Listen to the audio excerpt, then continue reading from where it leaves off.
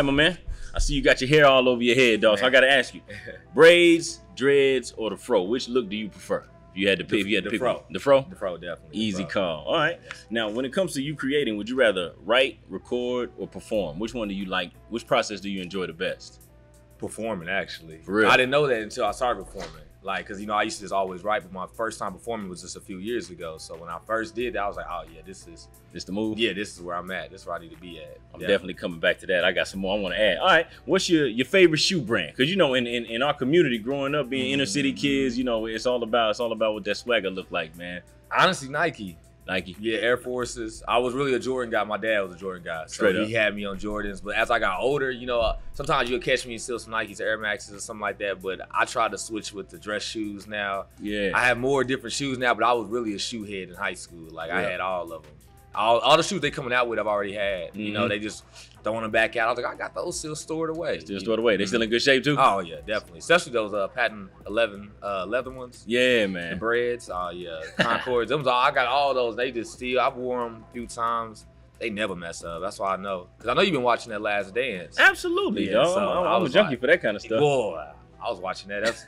I was like, I'm glad he put that out too. I'm telling you, we need that, especially in a time like now. But you know, we're gonna jump back into that too. But are you an early bird? Are you early bird, man? Or you somebody you like your sleep, man? Would you rather get to the business early, or you gotta wait till the afternoon? I'm an early bird. Early bird. Early bird. Like before 5 a.m. I like to wake up between 3 and 5. You know, to get my day started. Yeah, cause I go to bed sometimes between 9 and 10. You know, if I go to bed before 11, I can get up 3 to 5. You know, if I get that 4 or 5 hours of sleep, I like to get my day done at 12 o'clock if I can possibly. I feel that. Okay, now when you say you start your day at that time, you saying that you don't just wake up at that time, you get up at that time. That's when your feet hit the floor? Yeah, my feet hit the floor. Well, you know, I do my little my morning routines. I meditate, you know, do my little stretches, and then I kind of plan out my whole day. And then I'll start within about the next hour. I'll be already on emails, replying back, getting ready for a show, getting ready for a class that day, teaching classes. So it's been kind of that type of lifestyle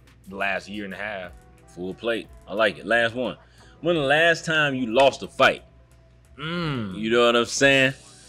Man, I ain't even thought about that one. Yeah, man. I feel like a lot of people don't. We always talk about the the scraps that we get into. People give you the highlights. I don't know what grade I can't even remember. I think I was probably like in 4th. Yeah.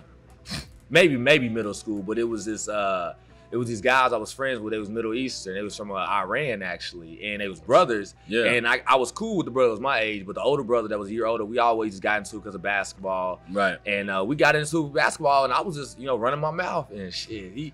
He just came out of nowhere and just put him on me. I was like, and then I got up and I was like, damn. And at the time, he caught me off surprise, so I went home and thought about it. I went home and thought about look, and those one of the ones I was kind of like, look.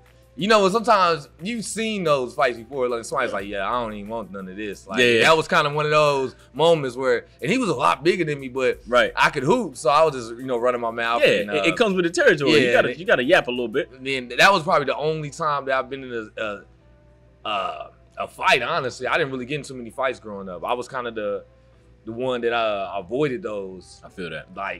More than anything, a few people tried to, but it's more like, man, you trying to fight G? Why you trying to fight G? I had that kind of reputation. Yeah, like nobody really bothered me on that sense. So, and I didn't start nothing anyway. So there you go. Don't start nothing, won't be none. Basically. Now we can get into it. You know what I'm saying? Yes, sir. My man. First of all, it's been like you said it just a while ago. As soon as you walked in here, before we turned on the cameras and the mics and everything, it's literally been a decade.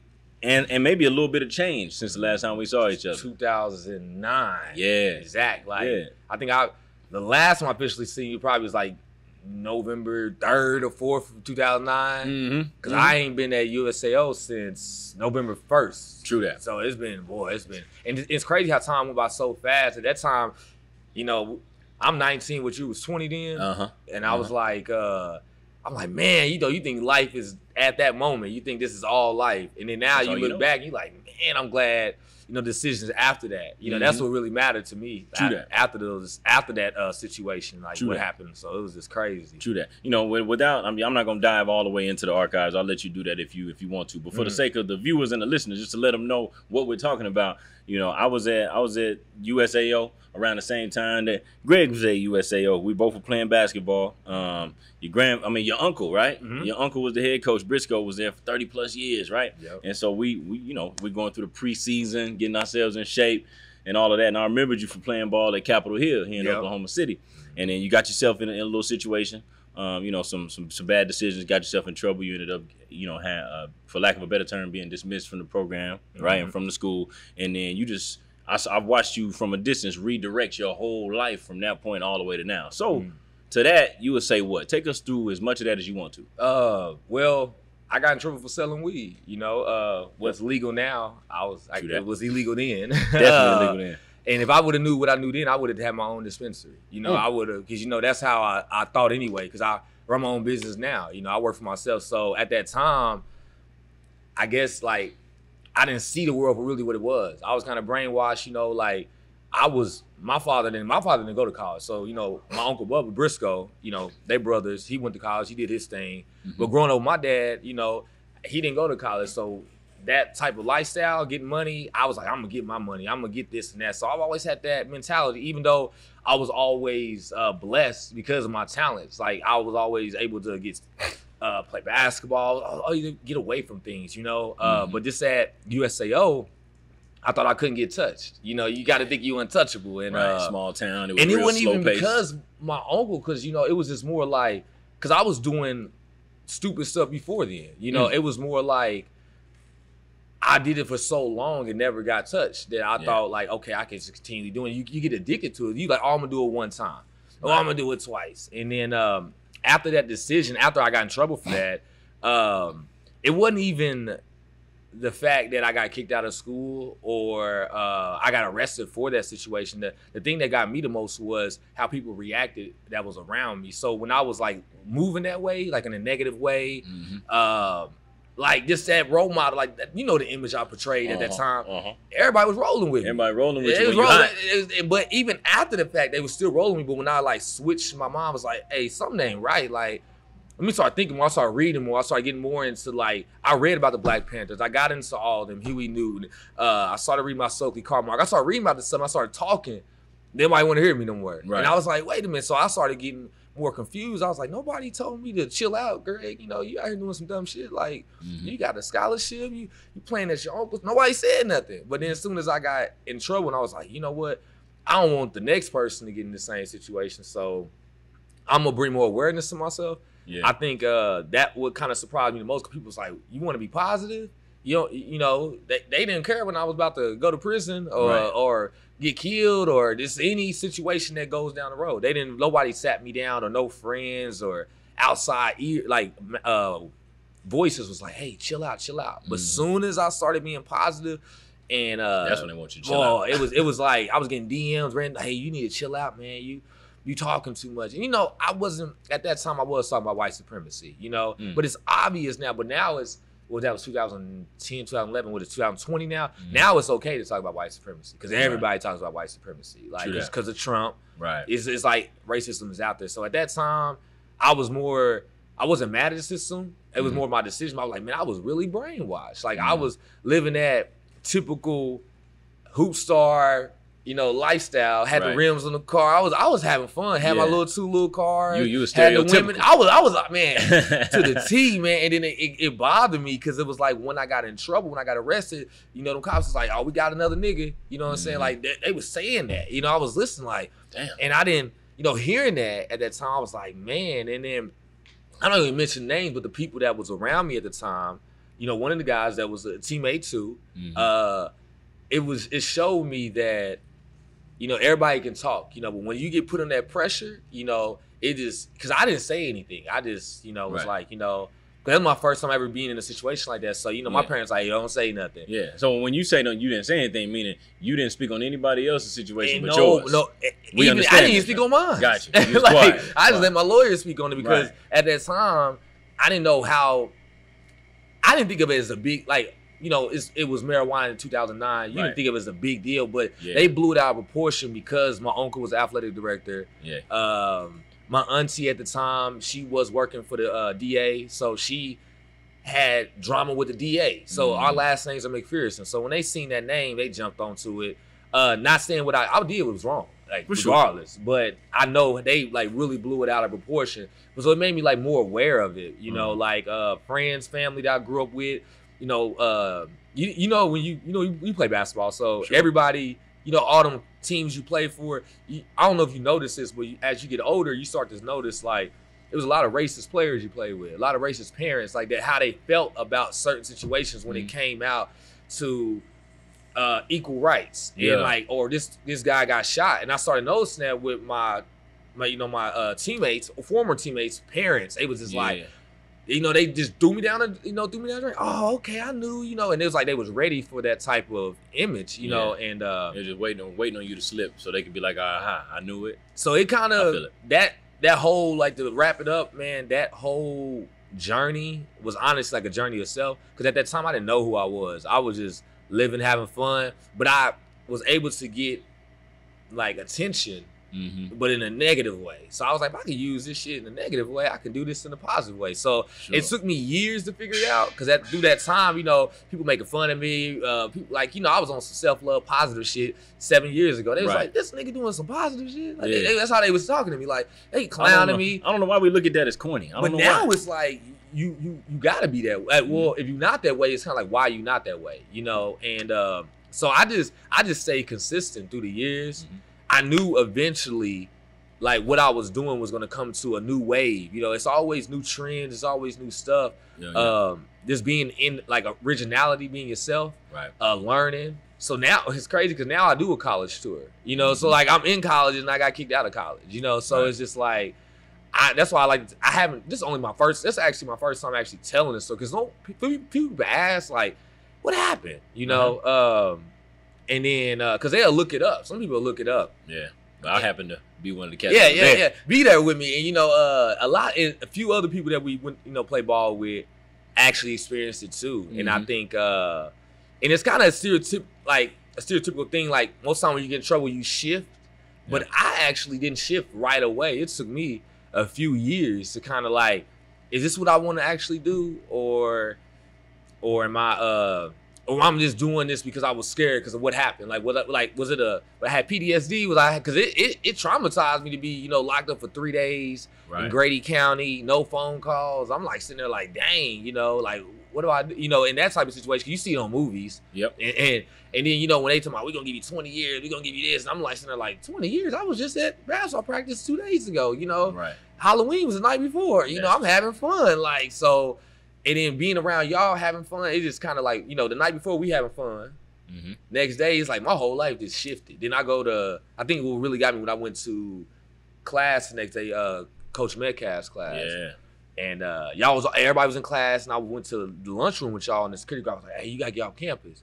And I was just like, shit. You know, and at that time, you don't think of those decisions, like those temporary decisions be permanent. Like, it follows you forever. So a lot of people... You know, I could have went down a barrel. I almost went down that dark road for a minute because I had a deep depression, you know, when I was 22, 23 from those experiences, right? Yeah, from the experiences because, you know, everybody, like, went away from me when that situation happened because I was hella popular, like, won me a state championship when I was a sophomore at PCO, went to Capitol Hill my senior year, started up there, never really, like, I had a hell of a high school life, man. Like, I had fun. Like, I know people be kind of complaining, but I lived it, man. I go back in a minute if I could. Yeah, like, you know, I was raised by my father, single father. Like, you know, he got me a car when I was 15.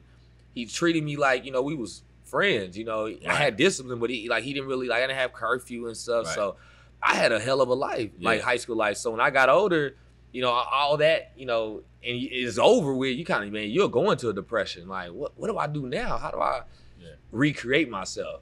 Now, throughout all that, I'm thinking one thing, you know, because you definitely went through a storm. We all got our own stories, and yours was one that just happened to be put on display for the public, so to speak. But, like, none of us get to where we want to get to totally, like, alone. So when you were going through that, who was your go-to person? Did you have one?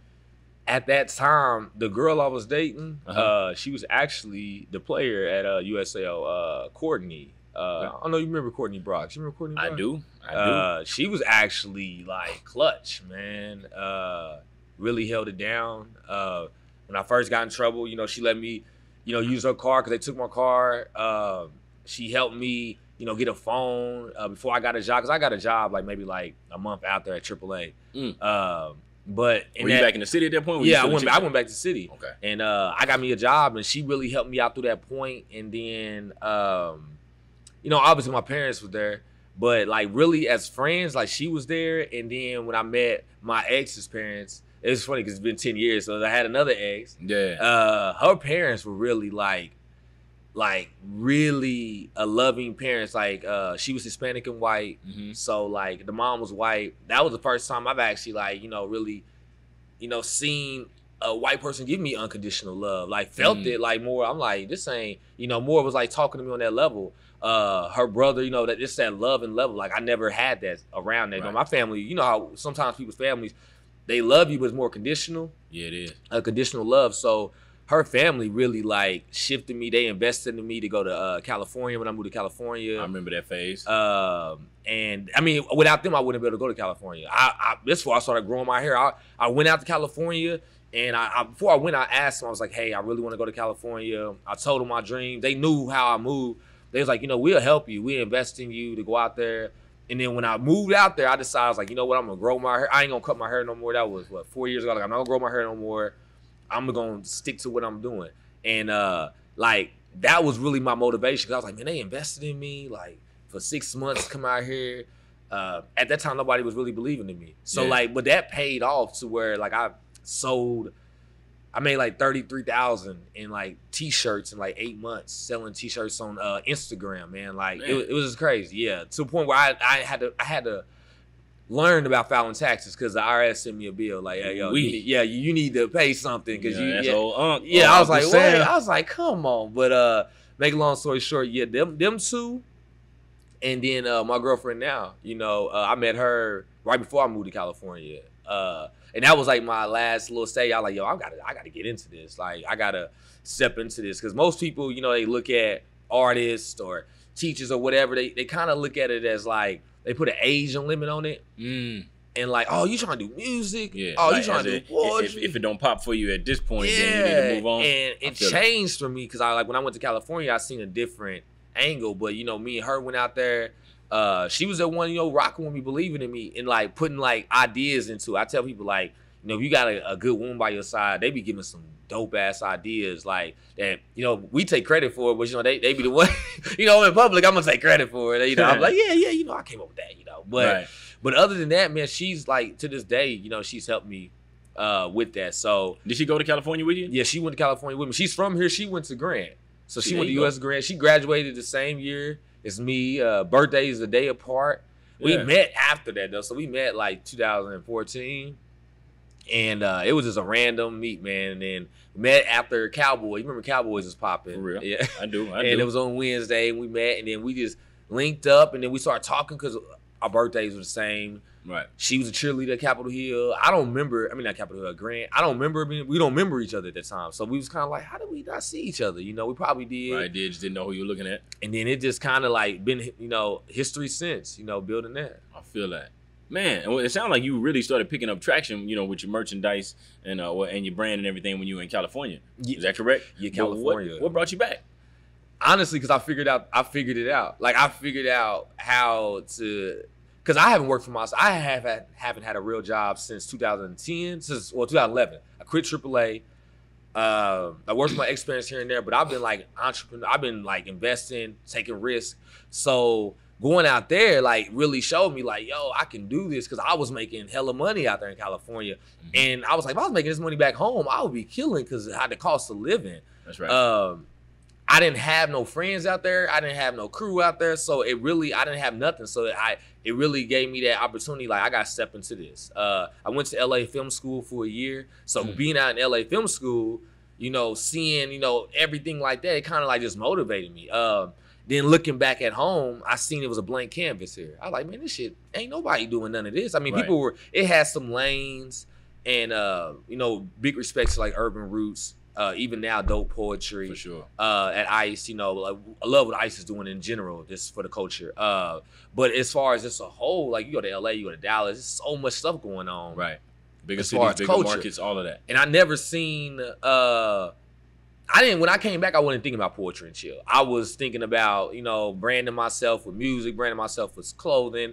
And then I was just watching these events. I was like, man, these events, a majority of them was boring. You know, like, and then I seen events in LA, how they had live music, rap, poetry, all in one show. I was like, I ain't never seen no shit like that. Like, just in one show. So, like, all inclusive. Yeah, so I just took that risk. It's like, you know what, I'm going to try. This is 2017. Like, I'm going to try it. I moved back in 2017. All right. So I was in Cali from 2014 to 2017. So when I moved back, I decided in July, I was like, I'm gonna start Poetry and Chill.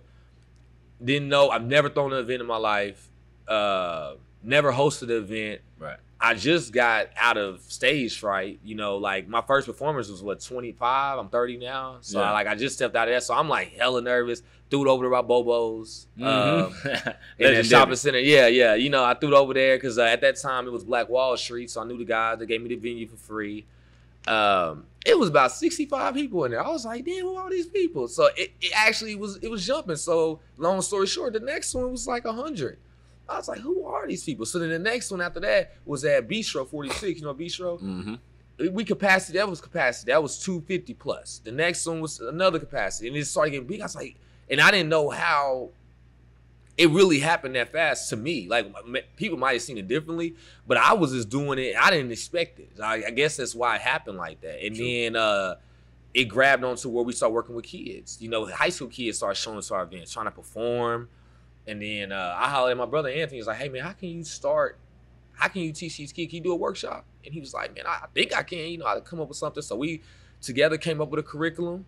And then we started doing workshops. And then it went from doing 25 kids a week to doing 300 kids a week at multiple schools, to doing local shows, to doing a college tour. You know, now we done over 30 colleges in a year. Like we go to the colleges perform just from OU. The Deltas at OU called me 2018. They was like, hey, can you do a show? I ain't never did no college show, you know, right. And I was kind of nervous. I'm like, man, these college kids, they'll boo your ass. They'll be like, hey, this shit sucks. Get out of here. In a minute. They'll do it. And, you know, especially the HBCUs, you know, because we went to Prairie View, we went to Tuskegee, we went to Florida A&M. So we go out to them. I'm nervous as hell. You know, I'm like, because at Prairie View, we went to Prairie View, they said it. The girls like, hey, they booed this poetry group that was here last week. I was like, they booed them. Like, I didn't know you booed poetry. You know, like I thought you were supposed to at least clap and show some love. Right. And they was like, nah, they booed them. I was they treated y'all like stand-up comedians. Yo, we will boo. I was like, shit. Ass. So I hit my team. I was like, man, we gotta do our thing. And that Prairie View show really showed me, because it was like 300 college kids in there. For sure. I had like 60 items. They bought everything. They was just like grabbing onto it. At that time, we didn't have the band. I didn't take the band with me. I just went with a DJ. But now it just got canceled, but we have the whole band with us. You got a whole production now. The whole thing. So it's crazy, because I never thought I'd be doing my own damn tour, to where the colleges pay us to come out. They want us to do a show, open mic show, just from what it started in the city. Yeah. All started just from having fun. Like, it's funny, I never thought I'd be throwing events. I honestly don't like throwing events. It's too much. Now I know where you're going, and I'm gonna ask you, like, what's the first order of business when you decided, yo, I'm gonna put these all-inclusive events together? Like, well, what's the first order of business? Are you having to call the venue, or you getting the team together? Like, walk me through those steps of coordinating. With the colleges, I gotta get in touch with the organization. Most time they get in touch with me. You established now. Yeah, so that depending on who they are, if it's a college that's closer and we have a sponsor that can take care of it, I'm like, we good. First time is free, but we want to build. I always tell them we want to build a relationship. So next time, for further on, y'all pay us. This is how much it's gonna cost for the next semester. Blah blah. Once they see that, most of them be like, cool. We send them a promotional video. They contact us. They send us the location. They send us their logo. We create the flyer. They really ain't gotta do nothing. Like, we create the flyer for them. We create the promotional video, and then within about a week or two, we end up promoting it. It's like, so even with our colleges, like, I don't even announce it until like 2 days before we start it, but all of the colleges will have their flyers ahead of time. So they're already on campus promoting it because they got a whole nother life on campus. They do. And I publicly don't have to do it because it don't matter if I post it here. You know, nobody gonna go to Florida, you know, and see a show. You know, I mean, somebody might see it, but you know, I'm like, college life, like, you know, is totally different than the city life. It's a whole different world. Like UCO, Langston, they got a whole different world than going on in the city.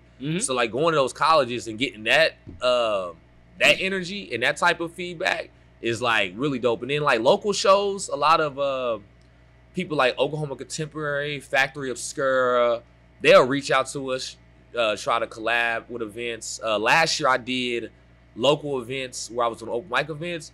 I love that. The only thing, and I have to say this, is that like I feel like our venues don't show the talent love. Like, so I feel like they don't appreciate us enough. Like, cause like me personally, we bring capacity events. I know how much these venues make. That's right. Bar, food, I know how much, and they don't like to pay. They don't want to pay for any of it. They offer the venue for free. That's not enough, you know, because they're making 3, 4, 5 times as much they be making on any other night. So me now, I've gotten smarter to where I've been trying to find a place where I can build a relationship. Like, cause like, you know, at Ice Dope Poetry, that's the guy that created Dope Poetry, he owns it. So it was like more like that's his. I don't own none of these venues I'm at. So I'm kind of like, I'm going to go in there, I'm working with another person. It's been a little difficult because Oklahoma City's not used to this kind of culture. They don't know how to even cater to it. I'm like, how you know, they don't want to pay the DJ, they don't want to pay the photographer, they don't want to pay the band, they don't want to pay nobody. They don't even want to pay me. I said, how you even want to pay me in this capacity? So like I've taken a break on that, but I've honestly like just kind of been taking my time because, you know, officially we're a nonprofit on the kids side. So like I've been planning events with kids. I like doing talent shows for the youth, like doing events even with I'm gonna bring it up now since it got in my mind. Epe, you know, LGR, you know, I mean he's helped out since we started. Honestly, he actually invested and paid for our kids to go to Atlanta last August. We took about 15 kids out there. What age group were they? They were high school, middle school. Man, took them out there. Dope. Took them to Coca-Cola Center. We took them to the museum, the historical museum, Black Museum. We took them to, man, it's crazy. We took them to Cascade skating rink off of ATL. Yeah. So like, I didn't know that really existed, you know. And I'm older, so I'm like, one of the students was like, "Hey, yo, Cascade is really here." I said, "Y'all lying." Man, when we watched that, we were kids. You were like 16, 17. Like, so I turn on the movie. I look on YouTube. And then I get on Google. I said, "Oh, it's really there." So what was crazy that we went there on a Friday night where it was high school night. So it was jumping for our high school kids. They was in there having fun. Like it was so crazy because, you know, I really feel like, especially Black people, we connect no matter where you at. Like if you Black, no matter what place in the world, man, like if you can see a Black person, y'all can just connect. You ain't gotta say nothing. You just get that look like, you know. Especially when you hear something, you know, you hear something in public, and you look at another Black person, y'all be like, I ain't gonna say nothing, but. It's like a cultural thing. Yeah, so we was at Atlanta, Cascade. Swear, man, I turned around about 15 minutes. I couldn't even tell where my students were because they were just mixing with their students. They was having fun. They was doing snaps. They was doing TikToks. But a lot of my students never left Oklahoma, you know, to take them out of there, like to give them that opportunity. And then for Epe to even help, you know, like it was just dope because like one thing I've learned that we don't stay consistent with our kids. You know, we'll come up with these programs. We'll promise them stuff. And then we'll just ghost off on their ass. And me being, you know, we are getting older now, but I feel like I was just a kid the other day. I'm like, man, like, so I know like what these students want. They want to see something different. They've never left. Like I never had nobody like, yo, you trying to go to Atlanta? You trying to go to LA? You trying to go to these places and put me in positions that they be like, man, shit, I can do this myself. You know, with them kids like, I want to move to Atlanta. Like, so now I got ideas about taking them on the HBCU tour. You know, kind of seeing colleges, you know, getting that lifestyle. Because a lot of them don't see it unless we're blessed and we play basketball. Right. Or you have parents that were, they have a background of that. Or they already got some knowledge on that when you were younger. Most people grow up, your parents like, yo, go to college. Go, you know, they just kind of tell them the general information. The uniform. Yeah. And so, like, working with these kids changed my whole perspective, which I never thought I'd be working with kids. Yeah. I thought I'd be working with just adults. To be honest with you, I didn't like kids like that. You know, like, I love them, but you know, I got a nephew. You know, I would, you know, but I never thought the first year I taught kids, I was like, I can't do this shit. You know, I was at a camp, I was like, but it wasn't mine. I was doing what they were asking. So when I got to now, I do my own curriculum, my own style. I can go to class like this. I go walk into a school like this and I feel comfortable. Like they know who I am. Yeah. I can have my hair out. Right. You know, it's kind of switched, man. So within that time period. How did you get into the schools? You know what I mean? See, that's crazy. Yeah. Are you reaching out, or is somebody seeing your work and then they reach out? So Lieutenant Cubit, big shout out to Lieutenant Cubit in the FACT program. It's the OKC PD. They're a mentoring program. So look, straight off top, I don't really fuck with the police. I just have that. That makes sense. Like overall, it's just always had that thing. But they changed my perspective with as a whole, because you know everybody looks at all cops. Yeah, we paint with a broad stroke. And I never really thought like that, but you know when you see it on social media, but these guys, and they range from black to Mexican to white, they are actually in the community. Like, and I didn't, and not just like on social media posting there in the community. And what really got me was, make a long story short, it was a awards assembly. And I went to it, and my students knew them. They were talking. I was like, "Y'all know them?" And like, and I didn't know they were really interacting. They was like, "Yeah, they told us to come to your workshop." So I like really was like, "Damn!" And I seen that, dope. And I seen how the kids rocked with them, and I seen how they would come in there. They wouldn't have their uniforms on. Most of them wouldn't even have their guns on. Like they didn't present themselves like that in the mentor program. They were just regular dudes. Just regular dudes, and the kids really just rocked with them. And then shout out to Sergeant Eccles. He took me to Northeast when it was Northeast last year, walked me in there. I got to promote the workshop. We're over at the Northeast Community Center every Thursday. From that notice, the news obviously picked up on it. They did a story. Shout out to Quentin Hughes. He contacted us at Douglas. Was like, "Hey, you know, I love what you're doing. Can you have this at Douglas? Can you do this at Douglas?" So we started working at Douglas last year. So it just kind of went from that. And then when I went to Douglas, when all the schools split up, all the principals, teachers, they went to different schools. They all knew us at Douglas. So that ended up being like 6, 7 schools just from those teachers. So Mr. Nelson went to Putnam Heights Academy. Mr. Chandler went to John Marshall. And then they all started contacting me. Like, "Can you bring this program to school?" And then it went from that. Then Two Lakes, where I'm at now, I went to Two Lakes Elementary. I went there. And then Cassidy, we went to Cassidy this year too. The pastor, I know the pastor, she's actually over Julius Jones. Shout out Julius Jones. I know you know about Julius Jones. Yes, sir. You know, she's working on that case right now, and she brought me in, you know, with the family just to talk about the case, bring more awareness to it. And at that time, I met this guy he's at Cassidy. He was a principal, brought me over at Cassidy. Never thought I'd be teaching at Cassidy. Went over there, taught at Cassidy. I was like, man. And the response from Cassidy and I'm at UConn too. And you covering ground. And the biggest thing is not to cut you off, but I got to throw this in there. Like the demographics of kids that you're touching is expanding. Because we start off with all black kids. That's right.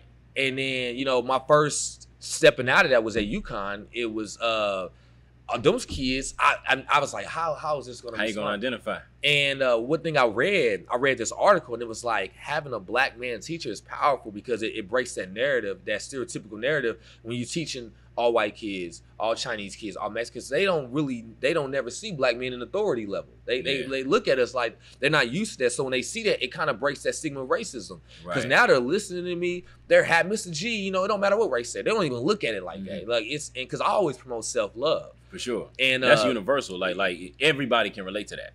Everybody, and even the parents. Like I've noticed that the parents, they're like more like, "Yo, my kids love this." You know, I'm not talking about hate. We talking about real life. So what's going on in your life? That's really what our workshops consist of. What's going on in your life? You know, but we're going to write it down. We're going to talk about it because and what I forgot, the main reason we're in the schools because we push literacy. So it's reading and writing. So like, we're doing a workshop, but it's reading and writing too. So the guy that helped me with the curriculum, he's an English major. I work with the English teacher. So at Cassidy, I'm working with the 6th grade English teacher, 7th grade English teacher. You know, I didn't even graduate college. You know, I went to UCO for a few years, dropped out, never thought I'd be working in the educational system. So this is something new to me that I've had to learn. I had to get my public speaking up because them kids will be like, they'll check you like, how you spell that? One time a student asked me, how you spell this? And you know, when you write down something, you can spell. When you text, you can spell. I couldn't spell it. I couldn't spell it just saying it. I said, wait a minute. So I had to like learn some more skills, talking in front of kids. I was more nervous to teach in front of 20 kids and do a show in front of 300 people. Cause them kids, they'll see through the bullshit. They be like, you lying. Like, oh yeah, that ain't, nah, that, you know, and you gotta be, on it too. you gotta be authentic and real. That's one thing I was telling my friend. I was like, that's how we've been able to elevate, even through colleges. College kids ain't having that shit. They be like, get this out of here. When they see originality, when they see you being yourself, authentic, man, they grab onto, because not too many people is doing that. They like, so even the kids, you know, they like, man, I can relate to this dude. He coming in here dressed like this. But then I start talking about, you know, literacy, reading, writing, love, pain. They like, man, I make them write. And they're like, damn. And I'm writing with them. I'm reading with them. Like, yo, this is what we do. You know, I think that level, like, of seeing it. Because, you know, when you go to some cities, you don't get to see people that you look up to. Because the kids are looking at me like, oh, gee, cool as hell. And then I'm like, okay, now take out your pencil paper, let's read and write. They're like, what the hell? I didn't know you was going to come here doing that. And that catch me by surprise. You know, they don't know that I'm a literacy, an English teacher. You know, I'm pushing that. You know, and that's one thing I've, like, love, like, the image, because they don't know. It's like judging a book by its cover. Right. You know, so the cover does count, but every now and again you'll get surprised by what you see when you open that thing up. And I love to be underestimated too, because when I'm at all these schools, it be principals, it been school counselors. They always, you know, and what I've learned is a lot of support, but at the same time, it's when you get a lot of love, you gonna get some hate too. Yeah, you know, it's got to balance out. It's always gonna be that, and then the same reason they love you be the same reason they hate you too. So it's like me on the outside in, you know, I've learned even working with. We started working when we first started. We had about, say we have 20 kids, had about 13 young girls. So I had to go get women's staff. It was me and my other guy. So we was the only ones teaching at first. I had to get women's. I had to start doing background checks. I had to start doing different, like, volunteer, because, you know, I'm just working, having fun. I'm like, wait a minute, we're working with kids now. So that's really, like, made me grow up a lot, because I'm like, man, I got kids around me. I got to protect these kids. When I went to Atlanta, you know what I'm saying? I was like, man, I'm taking these people's kids to Atlanta. What if something happened? They gonna say poetry and chill, boom, boom, boom, boom. So that responsibility, and I hate that, you know, this us as black people, every time something good happens, it's always some slander. It's always something, you know? Always something. Like, you know, the best of us, man. You know, I never thought they would get Bill Cosby. You know, I never thought, but you read into stuff, and I don't know the whole story, but just having that type of opportunity is one thing I was like, because, you know, I always say, I ain't gonna put myself in a position where they can even get me like that. You know, like, no, and people around me, you know, I can't control someone else's actions around me. That's right. But I can make sure if I notice that shit, cut it off real quick. Yep, create that distance. Moving in that type of that era, because I've seen so many black movements go up, and then it's some that could have been prevented. Yeah. You know, and now I'm glad I got all my fun out of me. Like, I'm glad I had fun as a high school kid. I'm glad I didn't, like, I didn't get to this level having shows and, like, man, my ego got the best of me, you know? Like, because I don't even care about it. Like, I stopped. That's why I like working with the kids, because having the shows, 200 or 300 people, it's fun and all, but helping 10 or 15 kids, oh, man, I was like, oh, this is where the life is at right now. Yeah, and that's the future. Oh, that's the future. And they keep going on. Like, a lot of my students is crazy that was from last year brought me on the college tour this year, because they're part of the BSA at this college, or they're part of their Delta now, or they're Kappa, and they're like, hey, G, can you come do a college tour here? It's like, it never dies. So it's like, it's gonna keep moving and keep moving. So it's just like, I never in a million years thought that would happen. I got one more question I want to throw at you before we pivot. Like, it sounds like your team has grown. Who all is affiliated with you in Poetry and Chill? One is my photographer, Ike Images. Okay. Man, he's a shooter, man. He gets it done. He caught everything. He made it look like amazing. Shout out to Randy Walter though, and Mike Hall. They actually was the ones that when I first started. Right. Ike came along through the journey. My drummer, Isaiah, he's been killing it. My saxophone player, both my saxophone, I got two of them, Spunk and Emmanuel. My bass player, Rich Music, he does his thing. Anthony Crawford, shout out to Proverbs. Shout out to Anthony Crawford. We had him on a couple weeks ago. Yeah, you know yeah. So he's actually, I don't know if I even said that, he's actually the teacher that started this with us for the Poetry and Chill. So he the one that came up with the curriculum, and me and him went into the schools. I went to the schools and I brought him after, like, hey, come teach this. And man, I've never seen a teacher or students respond to a teacher like that. Right. So like when I went to Northeast, they was like, Mr. Crawford, Mr. Crawford. Yeah. They really loved him. I was like, man, so that energy. Right. So like, and he taught me how to teach. I wasn't teaching at first. He showed me how to teach. Like, this is how you do it, boom, boom, boom.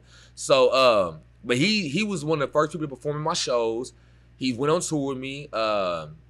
He one of the main ones. And then Trey Ductions, he does videography for a lot of other people. He helps me out. And then my girlfriend. Other than that, you know, it's been a little solid. The band came along about the past 8 months, 9 months. Oh, it's still relatively new. Yeah, then. but like Ike Images, Anthony, and my girlfriend been around since day one, since it started. That's a solid foundation. Yeah, right man, there. it's crazy. Group. Yeah, it's crazy because you lose. I had a lot of people that was around me, and it started, and one thing I've learned that a lot of people.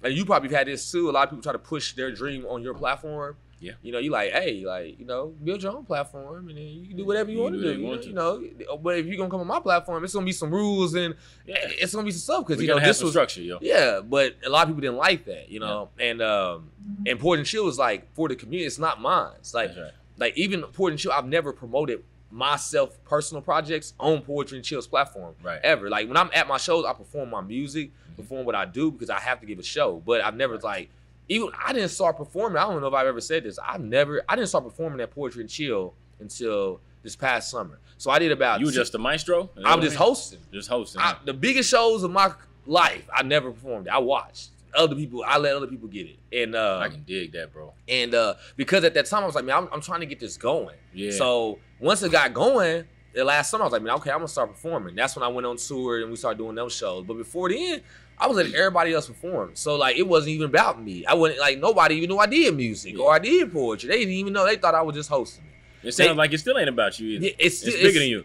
It's way bigger. Even on the tour, like the tour, this is to emphasize what the tour is about. It's about the college students. So we're doing an open mic event. So all we do is open up the event, like the first 15 minutes, 20 minutes, and then the students perform after that. It'd be about 15, 20 students signing up. So it's more about student engagement. So it's more for them than me. I got my own individual stuff that I'm doing. That's that. But Poetry and Chill, it's for the community. That's why we created a nonprofit.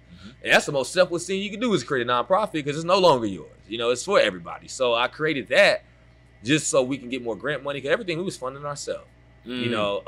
Private investors like FA, people that was looking from afar like, yo, we rock with them, we gonna help. But I was like, yo, we gotta really get this money to help, I like the way you getting down right there, man. But here's what we gotta do. This is what's really booming right here, right now. And I hate to use the word booming, but hey, man, it is what it is. The coronavirus. All right, it's definitely something different from what I think we've ever seen in our lifetime.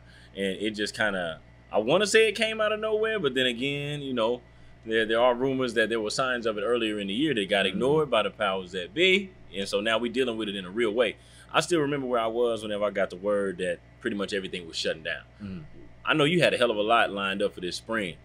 How has it affected you directly or indirectly?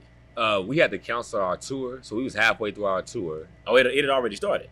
Yeah, so we was 8 schools in. We had about 8 schools left. Colleges, right? Yep, all 8 colleges. We had to cancel that. And I started getting notice about everything that happened. When was that Thunder game? March 13th? Yes, it was. Well, whichever day was, I think it was a Wednesday night. Okay, so that happened. Yeah, because I was actually at Putman Heights Academy teaching a workshop class. I got an email from UCO saying schools closed and canceled tour. And I got another email from one of my other colleges. I said, wait a minute. So I started, in my mind, this is before the Thunder happened. In my mind, I'm like, man, they about to start canceling these colleges. So the Thunder thing happened. Right. Once the Thunder thing happened, I was really upset. Not upset, but it was very unfortunate because the Thunder bus was supposed to come to my school that Friday. And some of my kids have never experienced the Thunder bus. They was really looking forward to it. Shout out to Erin. She's the director up there at the Thunder. So she's really cool. She's over Thunder Care too. So they were supposed to come up there. That happened. So like at that moment, within about 48 hours, I didn't sleep for 2 days because I'm counseling. I'm like figuring out things. And then me as a my income comes from the schools. That's right. So a lot of the schools paid us up from, but some schools didn't. Right. I was like, well, that's too much to pay. Just before you heard a stimulus check, any of that. I'm like, Right. what am I supposed to do? And that's real life right there. That ain't you being greedy. Yeah, Yo, we like, gotta have some bread to live. Dog. Yeah, I'm like, what am I supposed to do? So I literally stayed up 48 hours, came up with this idea of virtual lessons. I jumped on the virtual lessons. I had my virtual lessons planned before they even announced everything. So like, March 13th, that was like spring break. Mm-hmm. They didn't announce things probably till next week that everything's gonna be closed for the rest of the year. I already had my plan. So when I jumped on that, I have real good relationships with the news anchors, 5, 9, and 25. Sure. I sent it to them like, hey, we're just doing this thing. They all want to do stories on it. Right. So they did stories on every back-to-back. We doing this. So majority of it, and to be honest with you, man, it was a blessing in disguise for me. I needed this time, man. Like, I honestly, like, I was moving, I was grinding, I was having fun, but there was no off switch, was it? Yeah, like I really need to regroup. Like, cause sometimes you get so caught up in your dreams that you kind of forget about reality. You forget about like family. You forget about like the reason you're doing it. And True. I never thought I'd be that person, but I was so busy to doing 3 college. Like I was, like just a week before we were in. We drove to Florida A&M. We left Monday, got to Florida Tuesday, came back Wednesday, had a show Thursday in Oklahoma, went to Alabama Friday morning. So like that was my life, and then had to come back the next teach a class. So like sometimes we'll get back from Prairie View at 6 a.m. I got to be at 2 Lakes at 8 a.m. to teach a class. I wouldn't even go to sleep. So I was living that lifestyle. Wasn't really seeing my pops that much, nephew. So like for me to slow down, and then I actually won because I did a virtual lesson, so I was able to get paid. So it didn't hurt me financially. So I was actually able to woosah, and I did have that blessing. So like, shout out to everybody that's been finding a way out, because I know it's been hard out here. I know a lot of people didn't get a stimulus check. I know a lot of people didn't have those opportunities. I was very fortunate that I was saving a little bit before, and then I was able to get paid after that. So it was a big step. But one thing I did say, the government, I have my conspiracy theories about what happened, but everything's planned. Nothing happens by accident. That's what I can say. Have you been one of those that have been taking like super precautions as far as the way you live? It hadn't been much different for you? No, because I've always lived like that. Honestly, personally, gotcha. I've always been virgin about washing my hands, after I meet, shake hands with somebody, As far as like, I only did the flu shot one time, and the one time I did it, that shit got me sick. Same here. Like that one time I did it, I'll never forget it. And it's crazy because my ex-parents, they're doctors. I love them to death. Shout out to them. But they was like, just take it. I'm like, nah, I don't want to do this because, and I was with her for like 5 years. So over those 5 years, I never did that. 1 year I did it. I don't feel like I was gonna die. And I was like, me and her both was sick, and I was like, yo, this shit is crazy. I did it once, and I vowed not to ever do it again. And since then, I haven't really been sick. Like I might have like a little itchy throat, and it'll go away like in a day or two because I hit it right when I feel it. But I wore a mask just so, when it was like really going crazy at that time, because I was going grocery shopping. I feel that. I was like, man, this be that precautious. But as far as like, I wasn't as don't talk to nobody, because it's funny because as being a black man, when you see an older black woman, it's like she'll call you baby in a heartbeat. Hey baby, it's okay. So I seen one at Walmart. She's like, hey baby, you need to, these little things ain't gonna work. She was giving me some game. She said, you know what? They've been planning this shit for years. She dropped some knowledge on me. And I was like, and she's like, it's gonna be okay. She's like, give me a hug. And you know what? Any other person, I was like, I ain't hugging you right now, but I was like, you know what? You feel comfortable, like, give me that hug, and it's universal, man. No matter where you at, it don't matter. It's hard to shut that off too. It's a natural thing. Like when we first saw each other, man, it was straight up, immediately adapt and embrace. Because it's like, I don't know if it's like from generation to generation, when you see someone, especially an older black woman that could be your mother, could be your grandmother. It's like, man, even an older black man, like, you get that feeling like, man, they can sense it, and they'll give you that one phrase they'll say, you like, okay, I'm cool with them. Like you'll feel comfortable, like right on top. You don't even have to be eloquent. It can be short and sweet, man. And it's like, damn, you spoke right to me right there. Yeah, it's a simple thing. When I was working part time, when I was working part time at Kohl's, they'd come in there, customer talking shit. They be like, baby, don't even worry about it. You know what I'm saying? You'll be out here in no time. They give you them knowledge. You be like, you know what? You right. You know what I'm saying? Like, and you might have been this close to snapping. Oh yeah, man. I worked for Kohl's this past holiday because the schools they was BSing on my money, slow playing. I love Oklahoma City public schools, but like, it's really hard. You know how it is with school. That's why people protested. That's why teachers walked out. That's you know? right. That's right. That wasn't for no reason, bro. I'm new. I'm a new organization, so getting my money was always a delay. So I have to eat. So I went to Kohl's to work part time, and I was like, man, one thing I learned, like when you start working for yourself, like, man, I don't want to go back. Like hard to go backwards. It's hard, once you start making your own hours, and not even working for yourself. When you start doing something you love, because some people have a boss, but they love what they do. So it's like, I just feel like I saw that when Nipsey said that one time. He said, once you're successful when you love what you do. When you start getting paid for what you love, what you do too, like that type of thing, like even getting a dollar. Cheat code if you did that. Oh man, that's what I learned. I was like, I can be myself and get paid. Yeah. I was like, oh, I'm about to do this forever. until I, because we as black men, we age differently, and then things are different now. Like, when we was 15, 30 was old as a motherfucker. You know what I'm saying? Like, now at 30, you feel like somebody say they're 30, you like, oh, that's it. Like, you know what I'm saying? You sitting here feeling good as ever. Yeah, I feel young, but when I saw, my pops and they're like, y'all motherfuckers old. Like, y'all over the hill. Yeah, my dad is 30 years older than me. So him having me at 30 and seeing, I'm like, I always felt he was an older person. True that. But I think we, millennials, 80s, late 80s, 90s, we look younger than the late 90s, 2000 babies. Like, a lot of these 2000, a lot of the kids, I'm like, man, y'all look old. Like, you know what I'm saying? There might be some truth to that, man. Look, when you take some time, look at the late 90s. True that. Early 2000s, and see if they look older than the early 90s, late 80s babies. Because I feel like, because a lot of teachers, I'll be like, where, how old are you? They're like, oh, I'm 33. And I'm like, oh, how old are you? And they're like, I'm 22. And I'm like, oh, man, you thinking, yeah, you're kind of confused, so. It's wild like that. But you're gonna have me look through everybody's profile later on today just to see if I can draw that linkage. Man, but now we got to talk about you from an individual standpoint. Mm-hmm. Like, what are all of your talents, okay? I mean, and better yet, before you answer that, which one got your interest first? Was it music?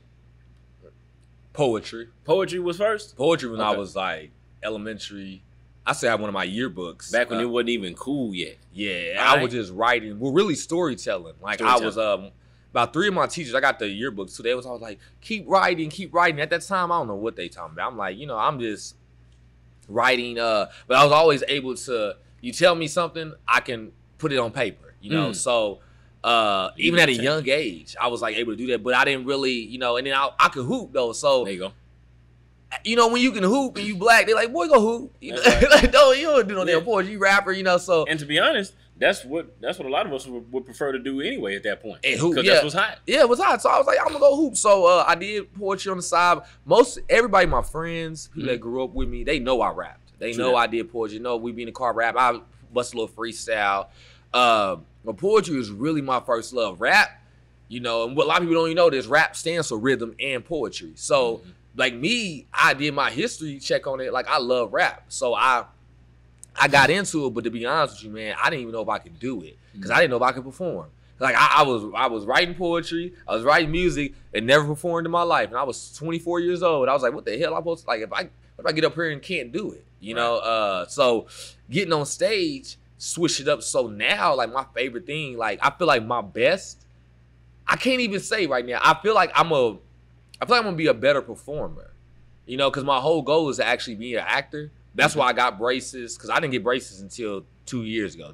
I closed my gap till sometime last year too, and I still got a little ways to go. So, you know what I mean? You decide. I would have did it when I was younger, but I didn't care. When I got older, I was like, I started getting more on camera. I started being more in front of people. I was like, okay, I need to fix that. But nothing wrong with enhancing the look a little bit, bro. So but overall, man, I feel like my poetry and my performing, my stage presence is kind of my expertise. Like, I feel like that gets me, because I host all my shows myself. Mm-hmm. So I feel like just my energy has kind of got me into that place. I hope I've been doing more writing to get because I took a break because, I was so busy doing shows, so busy on the business side. That's why I watched that thing with J. Cole. Like, sometimes you're so busy on the executive producer side, like doing the business side, that you don't get to be an artist. Mm-hmm. And I think this year is the first year I actually get to be an artist again. Like I actually get to write, drop music, perform, all type of stuff, and it's just been fun. How did you get over stage fright, man? Because you mentioned it a couple of times earlier in this segment. Because I can only admit, like some people don't even like public speaking when it comes to just reading a speech. But you going up there like really revealing yourself. My best friend Jason, shout out to Jason, Jay Bernard. I called him. I was like, hey man, I'm trying to do a show. I was like, you know, it's my first time performing. He's like, bro, let's do it, because I seen him perform at karaoke. So like I never knew. We and Jason grew up together. I never knew any of this stuff. So I go to a karaoke at Baker Street. Used to be at Baker Street over Memorial. He doing karaoke, and I get up there, he's singing this shit. I'm like, I ain't never, and I grew up with it, been doing it since I was 5. I was like, man, so it motivated me. I was like, so I'm writing at the time. So when I decided to perform, I'm like, I gotta call him because he's done this. So and he's like a big brother to me. He's a couple years older than me. So long story short, I call him. We set up the performance. This dude hits me like, man, you trying to perform? It's a church with like 200 people. Like it was like Middle Eastern people, white people, like, so I was like, I brought in type of like songs like that, but I was like, man, I don't know how I'm gonna get this crowd rocking. So I'm sitting there before I perform, my armpits sweating, I'm nervous as hell. I'm like, man, I don't know if I can do this. I don't know if I can do this. And this is music. You're gonna perform one of your songs. Yeah. Okay. So the first time I ever performed, it was music. It wasn't poetry. Right, it was music. So this is like the beats playing. So I'm like, what am I gonna do? I get there, watching this little boy, probably like 9 years old, gets up there. Just so comfortable, just moving, performing, crowd going wild. He got off stage, went up to a young lady. You know, I was like, damn, he got this. I was like, wait a minute, hold up. So I was like, I went to the bathroom. I was like, no, hell no. If he can do this, I can do this. So that's right. I like started motivating myself, and swear to God, no lie, they clicked that song, they pressed play, and it just a trigger went me. And like I wasn't nervous no more. Like I was nervous before I started. Right. And then right after that song ended, I got right back nervous again. Went right back sit down. Like I couldn't, I was very introverted. Like I used to be able to, I only could walk on stage performing. When I'm performing, I be talking shit, moving. As soon as I'm not rapping or doing poetry, I get back to this little shy in my shell. So I went back. Literally, I had the crowd going crazy. They was standing up. I was like, oh shit, I'm made for it. In that moment, I'm in my mind like, I'm made for this shit. I was happy. I was like, okay. And that kind of sparked that idea in me. I recorded myself, that performance. So I like kept watching it. So now I didn't perform probably a few times after that, and it just really motivated me. But to be honest with you, I was still nervous to host, because I never hosted.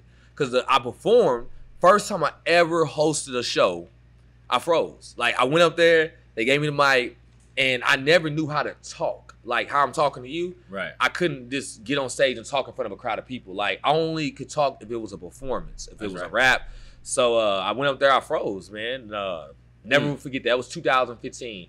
And the only reason I hosted my ever event, because my host ended up flaking on me. So that event I told you about 60 people, it was 60 people there at Black Wall Street looking like, who gonna host this motherfucker?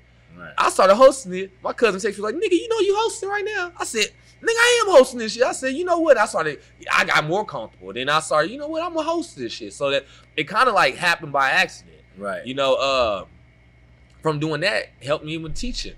You know, cause like that public speaking, teaching, all that, hosting helped with all that. Yep. Really hosting like broke my fears from everything. Now I can go in front of a class or do a presentation, you know, because of hosting. Because hosting is like, it's like basketball to me. It's like, or it's like freestyling. Well, really like basketball, because you don't know what the hell to expect. Like when you go up and down that court, you don't know you don't know what to expect. And to me, it's like people be throwing shit, and I had to be able to react and respond fast. Like so, you know, I'm not a comedian, but I can make a couple jokes here and there. You know, you gotta think like that. You know, like how I'm gonna get these people interested. Because if the host is dead, the whole show is dead.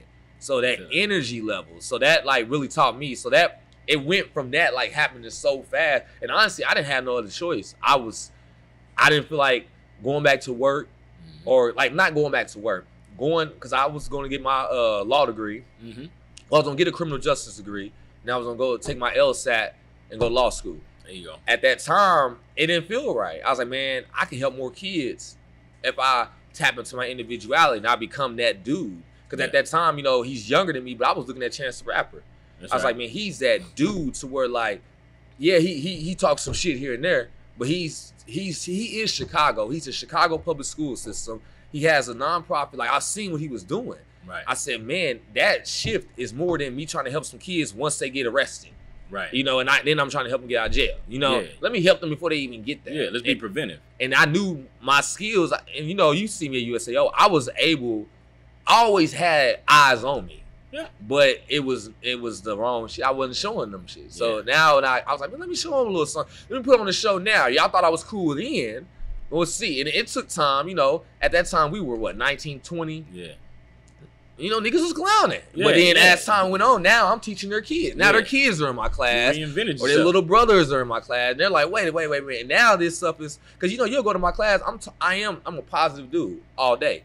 But then you go to my college show, I'm talking about fuck boys, fuck girls. You know what I'm saying? Like, it's balanced. You know what I'm saying? Like, I'm myself, but as an artist, I can do that. Yeah. Like, I can get away with that. A lot of teachers can't do that. True that. Because I'm an artist and a teacher. That's you know? right. And I'm not speaking anything negative. Right. I'm not degrading anybody. I'm not promoting violence. So I've always been able to like get away with my real shit talking. Yeah, you know I call that art myself. But one thing I've learned about people, because I'm not an expert in your space, but I do know that none of us are just one thing. We got a lot of layers to us. You know what I mean? Mm. And like if you want to be honest and explore that, we think and feel some stuff that might have some people looking at us differently. So when somebody brave enough to go ahead and lean into it and not just give you the desserts, but give you the vegetables too, that's some real shit, man. Man, and like you said, that one like hop of like faith made me like realize I could teach. Like I never thought I'd be working with kids. Like, you know, like going from this me chasing my dreams, you know, really, because I had the choice a year ago to go get the bag myself. Right. Or like I can literally just bring the whole city up with me. Like, and I mean the city, I mean the kids, you know, the youth. I can bring the programs up. I can bring, you know, I can get a sponsorship with Nike. I can get a sponsorship with Apple. I can help I can build them a studio, a dance studio. I can give them all this stuff. I was like, man. So that like changed my perspective. I was like, I didn't never know I wanted to work with kids. I thought I was gonna become famous in my, you know, my thing, get the money and invest in somebody doing what I'm doing. You know what I'm saying? Like I thought I was gonna be that dude. I didn't know I was gonna be the dude that was actually on the ground, front line. Yeah. Like I know these kids. I know their names. I know their parents. Like I got relationships with like, you know, like one of my kids had a car accident this past summer or a couple months ago, and I was like devastated. I was like, man, this bothering me. You know, right. So it changed my perspective to where I had to mature myself. You know, I had to, and I got to put this on here. You know, I don't allow fuck shit around me. So like my cousin, she's a girl. She's 20 now. Right. And one thing that bothered me is when she didn't trust me as a man, as a black man, and like to tell me what's bothering her, because you know us as black men, we have that, you know, how that relationship we have with our women sometimes. Yeah. You know, sometimes. You know, young girls grow up, they can't trust their uncles. They can't trust their fathers. They can't trust from all different... It's a lot of trauma, man. A lot of trauma. And I'm not going to get even deep into it because everybody knows what goes on in our communities. Yeah. But that trust level is what I'm trying to build with, you know, with our kids. Like, yo, tell me who fucking with you. We're going to handle that. Like, and tell me what's bothering you. If you have someone like we have, now I've been reaching out to different people. But I have therapists that works with me, Ike Images, him and his wife, they're therapists. But some of these people go through stuff, and I was like, man, like, we got to be a safety zone for these people. Like, I know a lot of people that's in these schools, powerful positions, that's doing stuff they shouldn't be doing. That's right. But it's people like us that's around them that know they're doing that, but we ain't gonna say nothing because they're in a powerful position. And me, I'm like, no, we calling it all out. Like, it don't matter who you are. If I'm doing some fuck shit, call me out. You know what I'm saying? Like, so I'm holding myself accountable too. So anybody that's around me, I'm holding everybody to that standard. I don't want nobody having these skeletons in the closet. I mean, I don't care what you do in your personal time, but if it's something that, like, if it's something that abuses women, any pedophile, any of that shit, anything like that, I know people that loves to be killers, you know, thinking like that type of mentality, man. Like if you are a cancer to our community, you know, that's what you got to do. I can't fuck with you. I don't care what. I don't care how much you did. I don't care how much you apologize. You know, it's levels to this. It's some things that I feel like it's not forgiving or forgetting. Well, you forgive for yourself. You know, I don't feel like you forgive for them. No, but it's never forget, though, you know, with a lot of stuff that happens. That'd be irresponsible, man. Yeah. If you forget, you mess around and end up in the same boat at some point. And our kids don't trust us. And that's what I've learned with us. Our kids don't trust us. That's why I've been trying to build that trust with them. Like, yo, I got y'all. You know, like, And if I can't help you, I'm gonna make sure I put y'all in a position that somebody can help y'all. Yeah. You know, that's why I had to bring on therapists, because these kids are talking about shit. And me personally, I'm not gonna diagnose them. I'm not a therapist, so I can't. Way over the line. Yeah, I'm gonna say, oh, you have anxiety, or all I do, and just so people know, and that come to my workshops, I just ask questions. Literally, these kids, students say everything. Like they'll help each other. They end up in a group discussion, and I just sit there and I just facilitate it. Right. Like, I let them talk, and I never tell them. I never give them advice. Yeah. Only advice I give them is, hey, positivity, positive affirmations, who you hang with. Like everybody talk about diet, like eating. I always tell these kids, like, who are you following on social media? Who are you? What music you listen to? Who are you talking to every day? Like, are you like all those things determine your energy, determines your mood. If you're talking to somebody that's negative all day, you're gonna be negative. Yeah. I mean, if you're talking, if you're talking to somebody that's positive, you're gonna be positive. It's like hanging with 5 millionaires. You'll be the 6th billionaire. That's right. It is how it works. It's gonna happen that way. So that type of energy in a safety zone, what we really been pushing. So that's like, but I had to hold myself accountable, and I was like, yo, I tell people, I think we worry so much about everybody else. Yep. And that, like, the whole message that I've been trying to push to everybody is like, people like, how you doing this poetry and chill? Because I started with myself. Like, literally, like, I literally looked at something, I said, like, man, what the hell am I going to do to get out of this situation? You know what I'm saying? We've all been in the moments where it's like, yo, when you look to the left and to the right, and it's like, yo, it's really just me. I can't really call nobody to help me with this. But it's part of growing, though. It is. Now, tell me something. Regrets. I got that written down, man. I feel a way about it because you hear people say all the time they they don't have any, or they want to live without them. But I think I don't want to speak for anybody else. I know I got some too, and I think if most people really think about it, they got some moments they'll go back in history and be like, ooh, I want that moment back. Now, granted, things happen as a result of things happening. So sometimes if you made a mess over here, but it turned into something good. But if you could have skipped that step, I would have loved it. So to that you would say, what, you do have regrets? I have a few. One of my biggest regrets was not being aware of how our system is set up. How soon though? Like just from day one. Like I feel like I should have, and I do blame my parents, my uncle, my father. I do blame them for this because they should have taught me. Not preparing you. Yeah, but they should have taught me this stuff. But once I turned 18, I should have, and we are adults. In other countries, 15, 16, you're adults. So I had the decision to choose to look this way or look that way, and I looked the other way. What that did was put me in a vulnerable situation.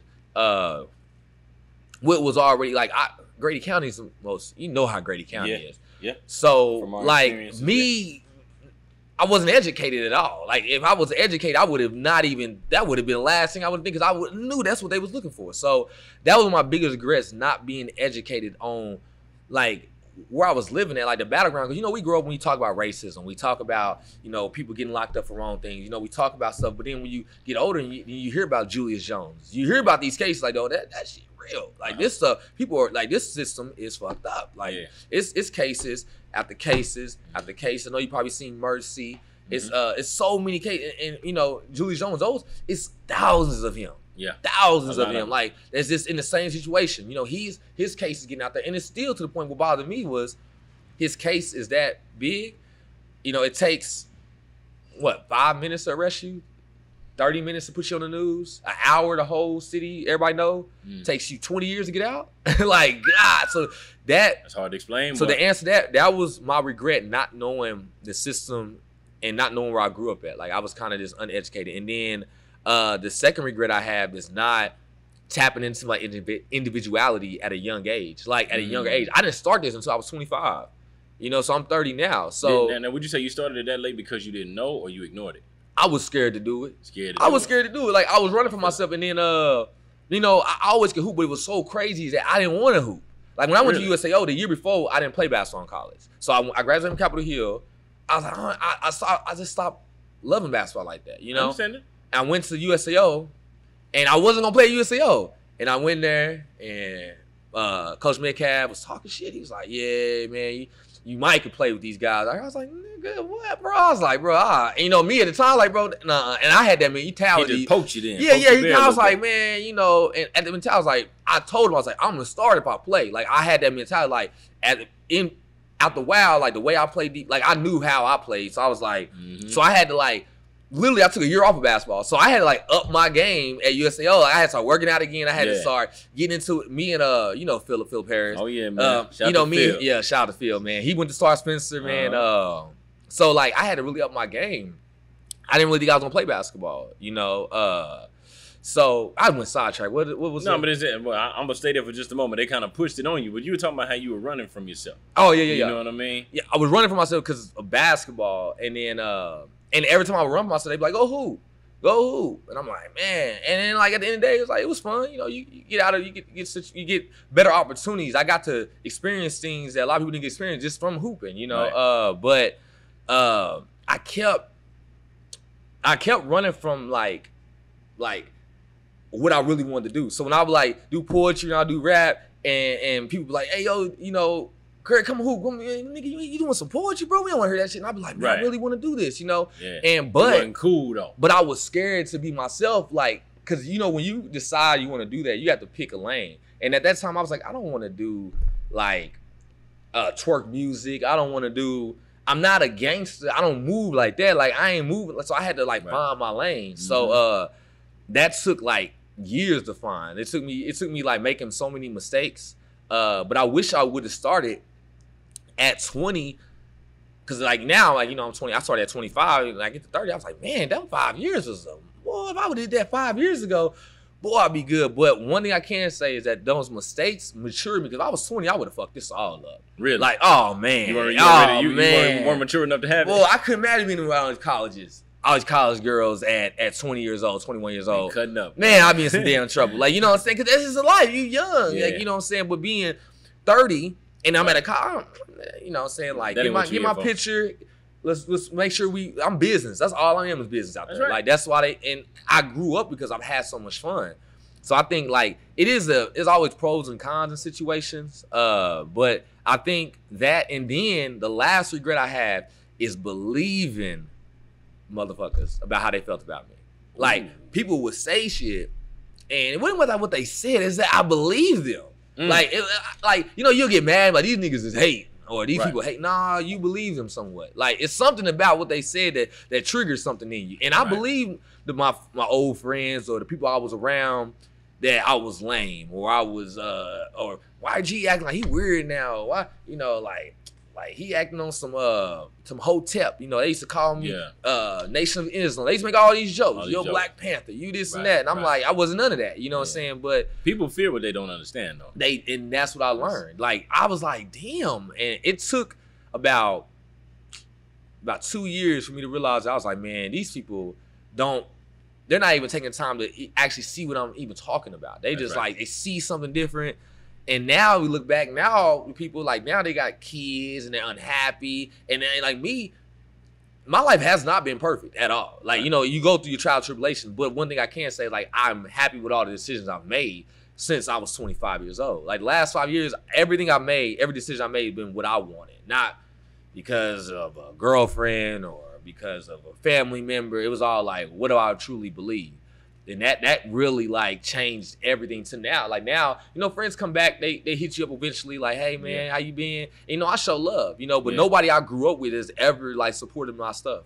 No, like my crew that I was hanging with, none of them have came to my events, supported. And you know, as you get older, my father always said, he said, when you get older and you find out who you are, you're gonna find out who your friends are too. I was like, what the hell is he talking about? I said, that ain't gonna be my boys forever. He said, all right. Yeah, sounds good. Yeah, and then my one homeboy, Jason, I've been knowing him since I was 5, man, like, calling him about anything. You know, I was in his wedding.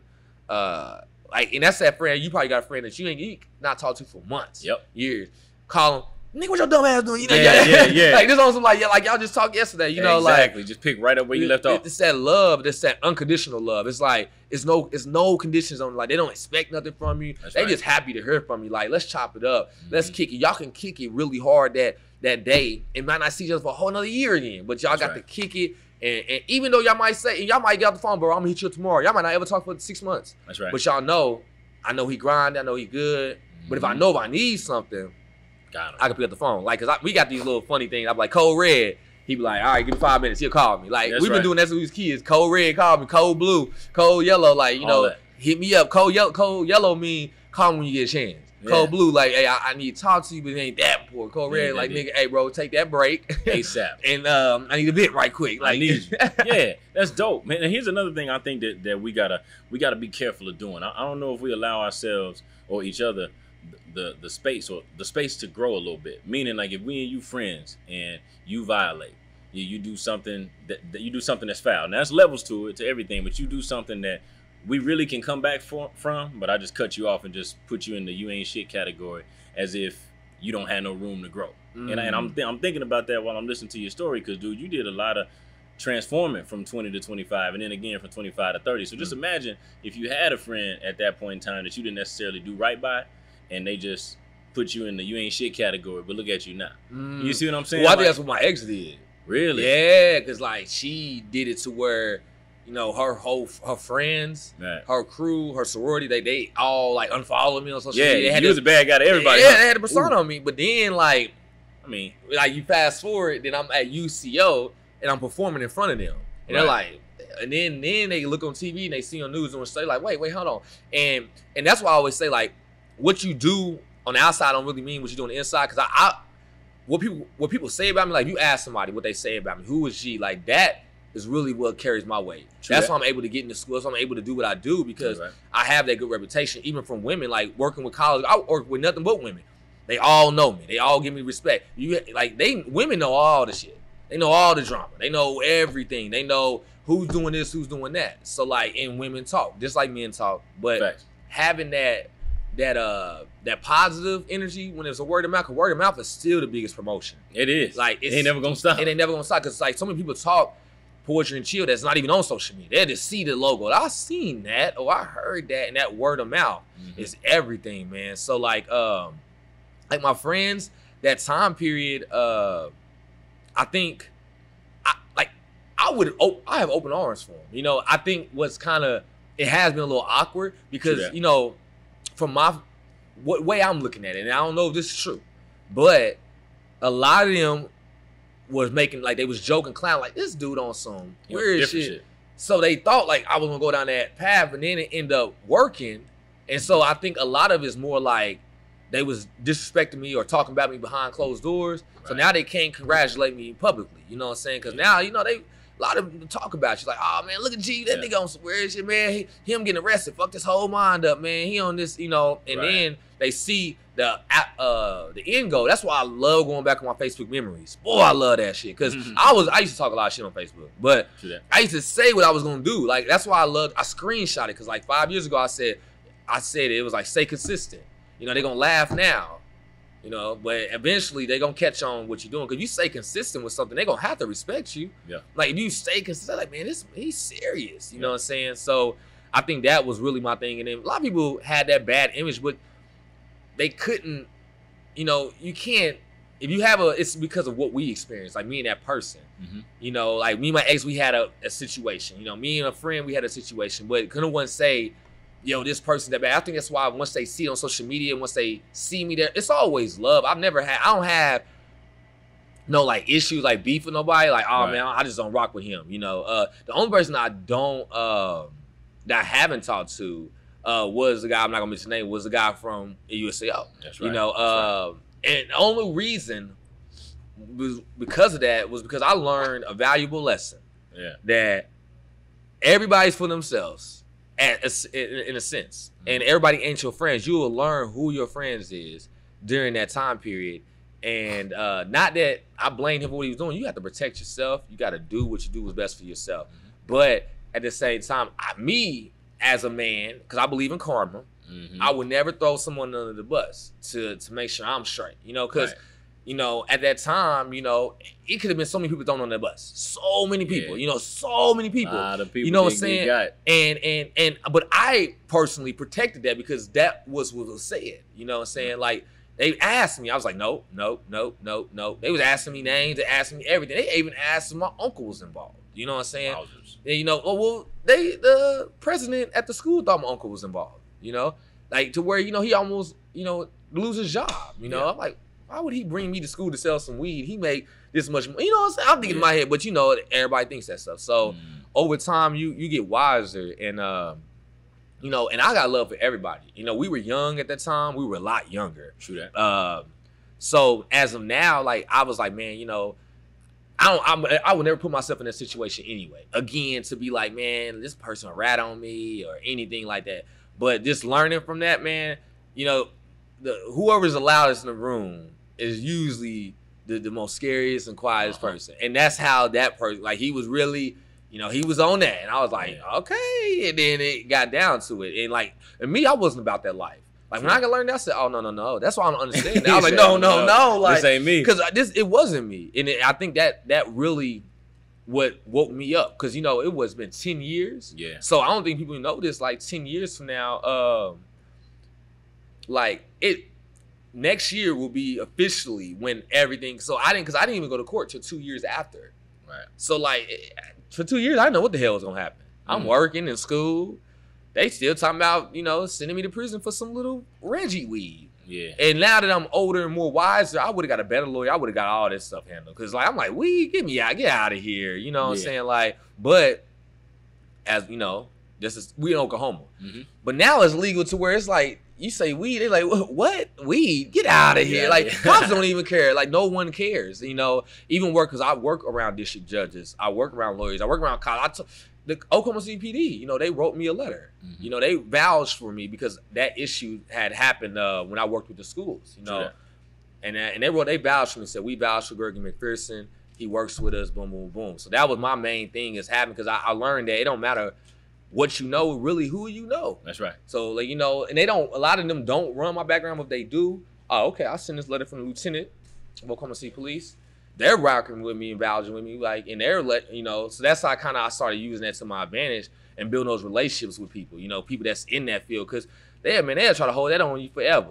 I feel it. Forever, you know, like, dang. And I didn't really learn until I moved to California when I tried to get an apartment, and it's like, you gotta arrest it. I was like, this is marijuana, and we in California, so it changed my whole perspective, man.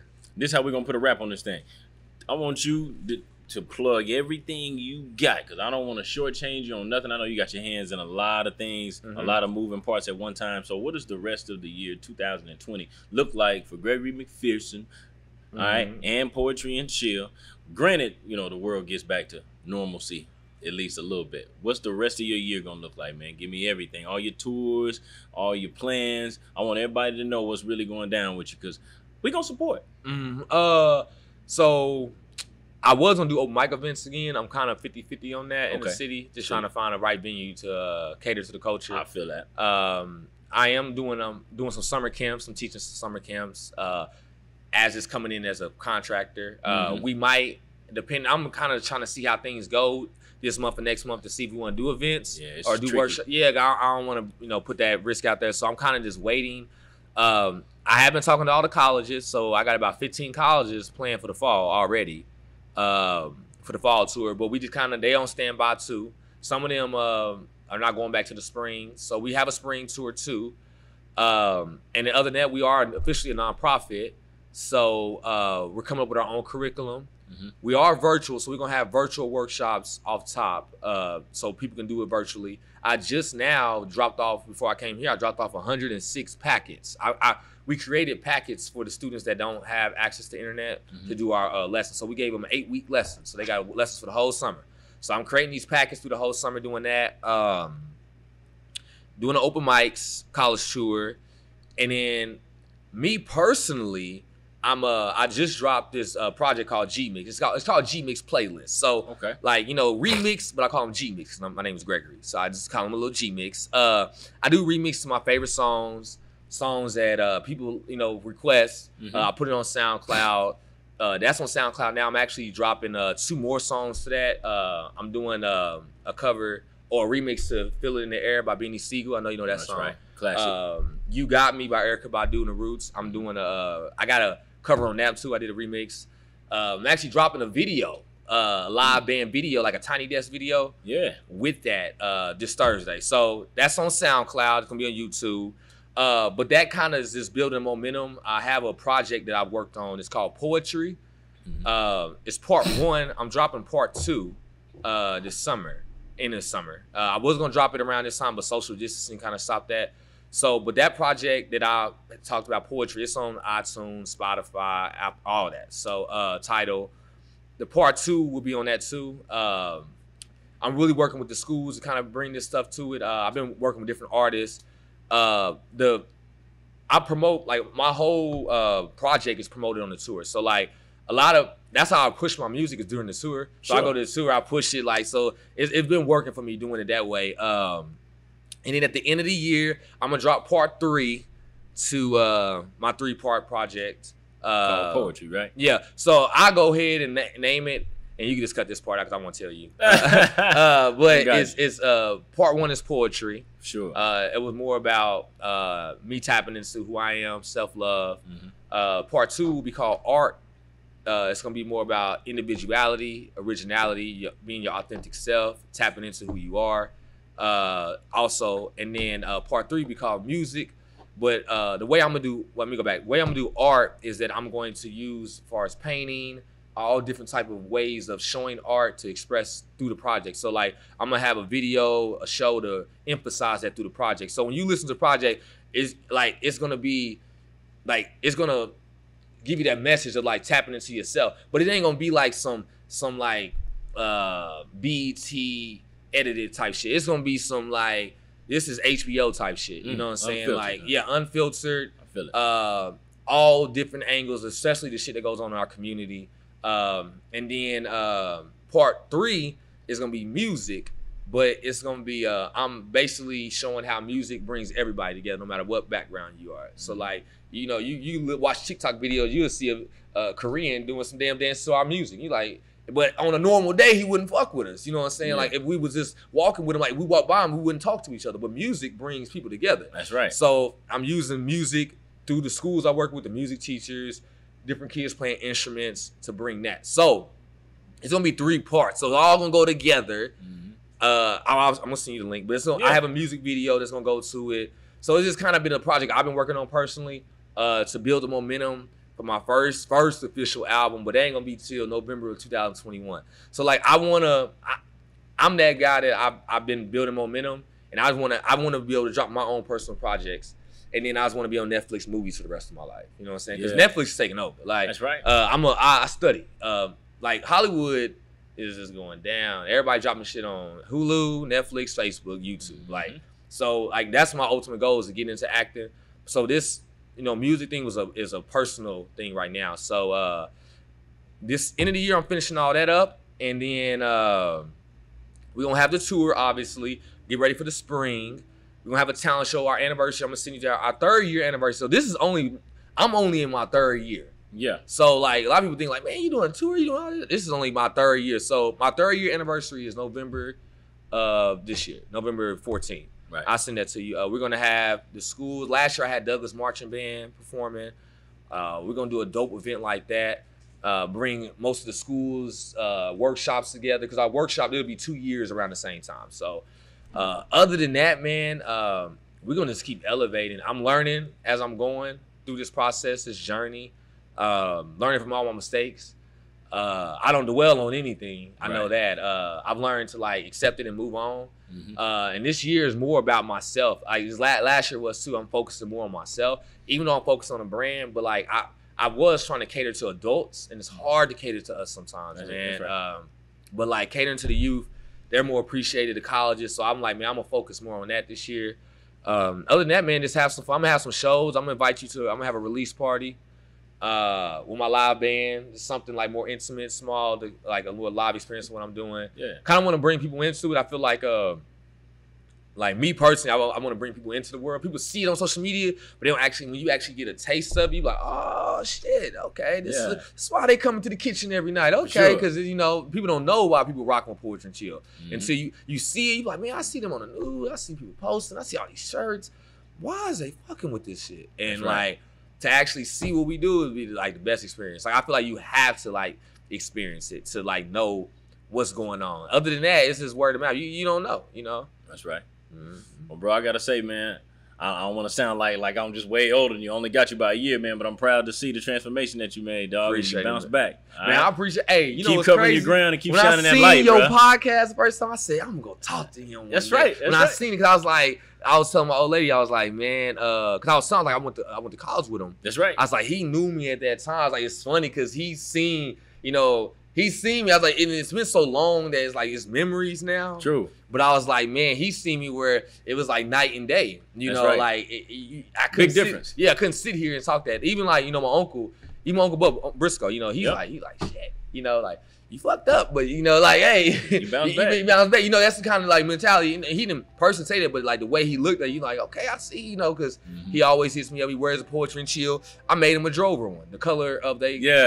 I made, I had to make that. You know what I'm saying? So, and you just laced me and my videographer. Oh yeah, man. We got our t-shirts on. Oh yeah. You always got to do that. That's why when you hit me up, I said, you got to do that. Yes, You know what I mean? definitely.